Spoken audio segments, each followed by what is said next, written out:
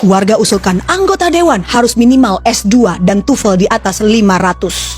Sangat setuju, karena yang mewakili rakyat harus lebih pintar dari rakyat.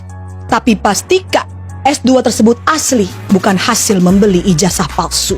Jangan ada lagi anggota parlemen yang hanya lulusan SMA, sedangkan di perusahaan swasta yang memberikan gaji UMR tanpa tunjangan mega bintang mengharuskan setiap pelamarnya minimal S1. Anggota parlemen juga harus memberikan SKCK yang menjelaskan kalau mereka bukan bekas koruptor, narapidana, atau apapun yang bersangkutan dengan hukum. SKCK hal yang sangat biasa. Bahkan untuk melamar pekerjaan yang bergaji UMR pun diperlukan SKCK. Sama untuk pekerjaan lainnya. Mereka juga seharusnya mengantri untuk tes tertulis dan juga wawancara. Tidak perlu coblos-coblos karena menghabiskan uang negara. Seharusnya dibuat kontes besar yang disiarkan seluruh stasiun TV Indonesia seperti ajang Indonesian Idol atau Indonesia's Got Talent. Mereka yang terpilih dari tahap seleksi akan maju ke babak berikutnya, ditonton oleh seluruh rakyat Indonesia, memaparkan visi dan misi mereka, dan rakyat akan memilih melalui voting SMS. Lebih efektif dan efisien dibandingkan harus mengeluarkan dana kampanye.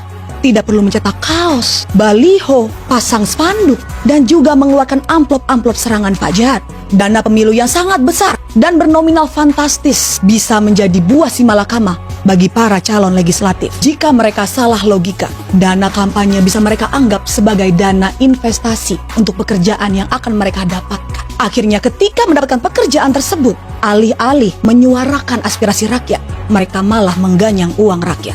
Sama seperti orang mencari kerja kebanyakan untuk menyandang status yang sangat prestigious. Mereka harus berpenampilan menarik, good looking, IPK minimal 2,75. Mereka harus bisa Microsoft Office dan Canva untuk membuat presentasi. Mereka juga harus pandai berpublic speaking agar di depan pers tidak mengatakan rakyat tolol sedunia. Jika mereka bisa semua, benar-benar menguasai ilmunya, mereka tidak butuh lagi staf khusus di bawah mereka yang menghabiskan uang negara. Kalau perlu, mereka harus dibekali ilmu bela diri supaya tidak perlu lagi ada tunjangan pengawalan.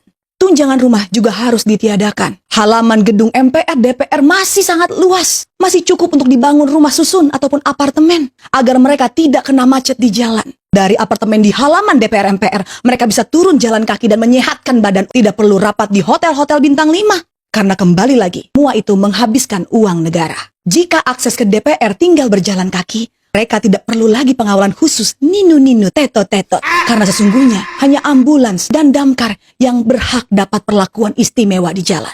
Dan yang terakhir, tes yang paling penting harus dites bagaimana konsentrasinya selama rapat. Jangan sampai ada yang bermain judol ataupun tidur saat rapat berlangsung.